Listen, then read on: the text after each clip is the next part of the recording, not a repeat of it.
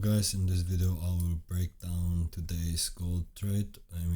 Mainly my targets, why I held it to the bottom pretty much.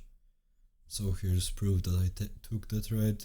It was already a runner because my main target was 0.2 and my second target was 0.4, which is also a low. So what are these numbers?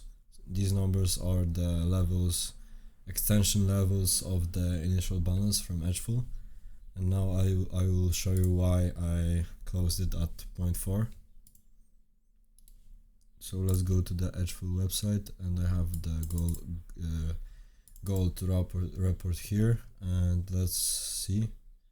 So first of all, gold has a 75% of breaking only one side in the last 6 months. So I was confident I could potentially get more out of this trade than only closing here, for example, which was my first potential target. And yeah, let's go now to the levels. And let's pick breakdown because it broke to the downside. So 0.4 is 70% of chance in the past 6 months. So it's a pretty big percentage. As you can see, I could even target 0.8 in this case, which is 46. It's less likely, but 0.7 is still over 50. So yeah, and I targeted the 0.4, which aligned with a low that I was targeting.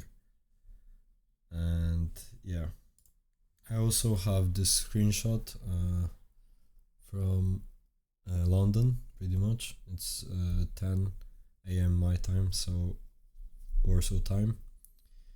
And as you can see, I was bearish from London, but I don't usually trade on London. I took a trade here, and yeah, it went all the way down to the bottom.